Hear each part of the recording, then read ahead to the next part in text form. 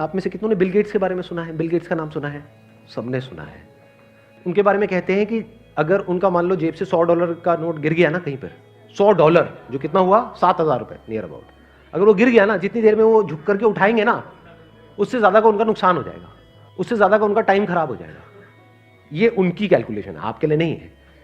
तो कहीं आपका भी 2000 का पत्ता गिर जाए, मेरा टाइम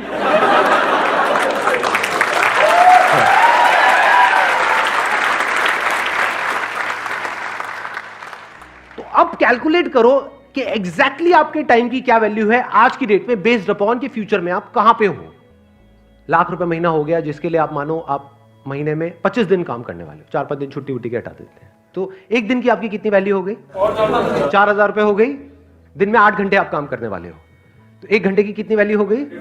500 रुपए हो गई। तो आपको ये फंडा बिल्कुल क्लियर होना चाहिए कि आज की डेट में आपके जो टाइम की वैल्यू है वो 500 रुपए घंटा है। क्योंकि अगर ये क्लियर नहीं हुआ तो ये सब जो हम कैलकुलेशंस कर रहे हैं, ये जो लाख रुपए महीने की बातें हैं, ये सब हवा में है। एक्चुअल में आप वहां कभी पहुंच ही नहीं पाओगे अगर अपने टाइम को आज आप नहीं इस तरह से देख पा रहे हो तो। और ये मैं बात कर रहा हूं on a most conservative basis, in the sense कि मैं कह रहा हूं 500 रुपए घंटा आज की डेट में आपकी टाइम की वैल्यू है।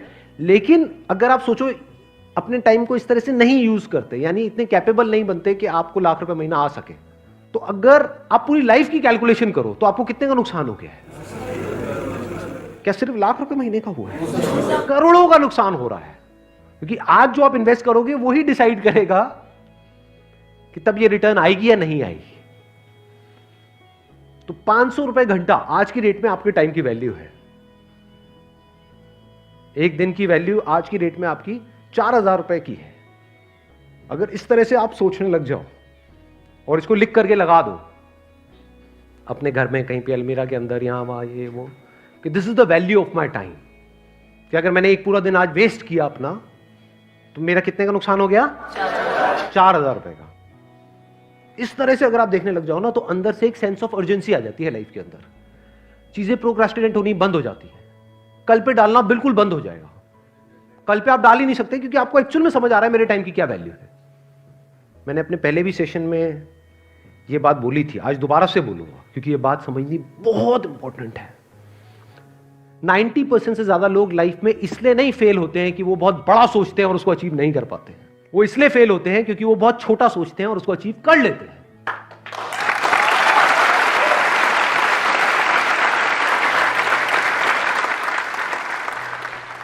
एक गरीब इंसान कैसे अपने जो है वक्त को भी और पैसे को भी, कैसे आपने बोल दिया कि हम ज्यादा पैसा खर्च करके अपने टाइम को बचा सकते हैं, लेकिन एक गरीब है, वो स्टूडेंट है और दिल्ली में रह करके पढ़ रहा है, उसके माँ बाप ज्यादा उसको नहीं कर पा रहे हैं, मतलब हेल्प नहीं कर पा रहे हैं उसकी, तो वो कैसे जो है अपने जो है टाइम को मैनेजमेंट करेगा और पैसों को साथ में लेकर के चलेगा?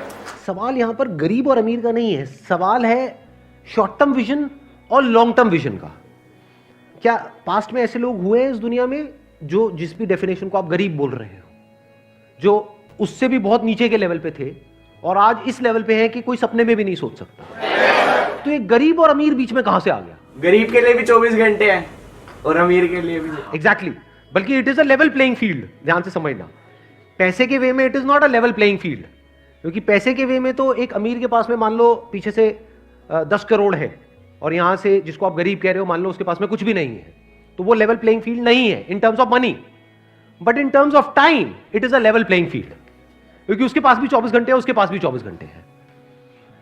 चाहे वो अमीर का बेटा है चाहे गरीब का बेटा है, अगर अपने इस 24 घंटे को अच्छे से यूज नहीं करेगा, मान लो बहुत अमीर का बेटा है और इस 24 घंटे को अच्छे से यूज नहीं करेगा, उल्टे सीधे कामों में टाइम खराब करेगा, तो जो है वो भी सब जाएगा और जाता ही है लोगों का। सो ध्यान से समझना, it is a level playing field. क्योंकि अगर ये टाइम की वैल्यू आज आपको समझ आ गई और आप एक गरीब बैकग्राउंड से भी हो तो फ्यूचर में आप बहुत अमीर हो जाओगे।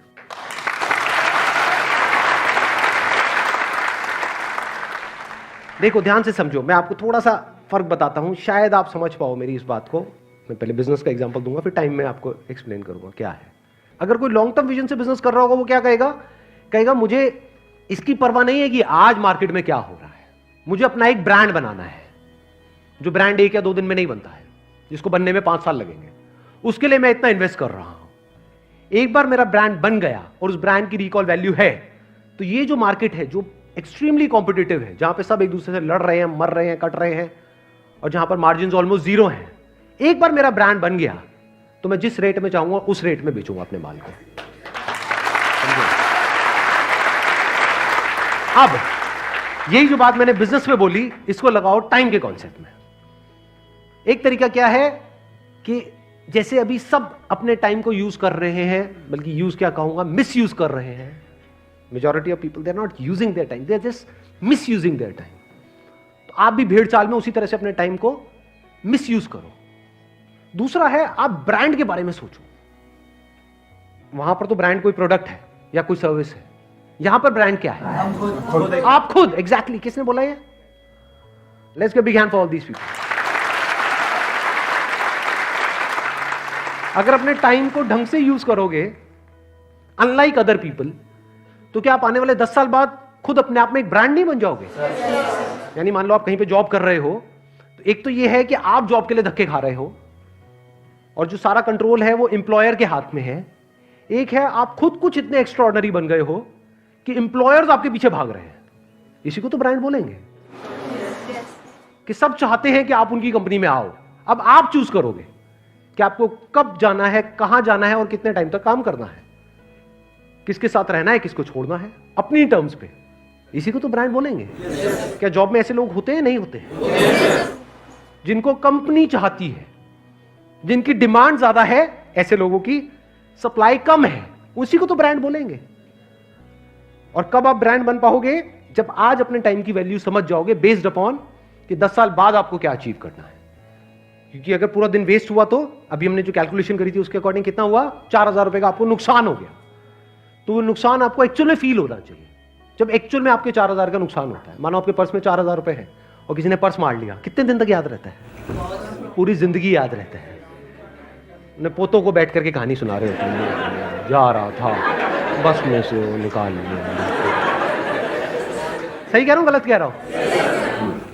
बट कितने दिन उन्होंने अपनी लाइफ में खराब करे, उसकी कोई कैलकुलेशन है? नहीं है। इसका मतलब क्या है? वो एक मीडियोकर इंसान है, वो विजनरी नहीं है। एक विजनरी में, यानी दूर की सोच रखने वाले में, और एक छोटी सोच वाले में, यही सबसे बड़ा फर्क होता है। तो आपके चाहने से कुछ नहीं होता है कि आप क्या चाहते हो कि अगले 10 साल बाद क्या होना चाहिए। होगा वही जो आप आज करोगे। और आज किसके बेस पे करोगे? जब ये टाइम की वैल्यू आपको अच्छे से समझ आ गई होगी। अब कितने लोगों को अच्छे से समझ आ गई है टाइम की वैल्यू? सबको आ गई है? यस और नो? यस और नो? यस और नो? क्रिएटिव थिंकिंग का मतलब ये नहीं कि कुछ नया करना है, तो नजर अलग चाहिए और दुनिया से नजर अलग चाहिए। सिर्फ नजर का खेल है। थिंकिंग मीन्स क्या? नजर ही तो है। किसी की नजर कहीं पर है, किसी की नजर कहीं पर है। जिसकी नजर जहां पर है उससे रिलेटेड उसके अंदर थॉट्स आते हैं, उससे रिलेटेड एक्शंस होते हैं। किसी की नजर कहीं और है तो उससे रिलेटेड थॉट्स आते हैं। तो वो थॉट्स ही ऐसे हैं, वो नजर ही ऐसी गलत जगह पर है कि उससे रिलेटेड गलत ही थॉट्स आने हैं और बंदा नीचे ही धसेगा। अगर नजर सही जगह पर है तो थॉट्स भी सही आने हैं और वो ऊपर उठेगा ही उठेगा। उसको दुनिया की कोई ताकत रोक ही नहीं सकती। समझ गए? तो अब देखो क्या होता है कि पहिए भी बन चुके थे हजारों साल पहले और ये बैग्स भी थे। एक बंदे ने दिमाग लगाया कि लोग हैं वो भारी भारी बैग्स उठा उठा करके जा रहे हैं, जिसकी वजह से उनकी कमर में दर्द हो रहा है। तो गाड़ी के जो पहिए थे उसको थोड़ा सा छोटा किया और बैग के नीचे लगा दिया और वो बंदा करोड़पति बन गया। ऐसे समझना होता है चीजों को। लोग ऐसे नहीं समझते हैं।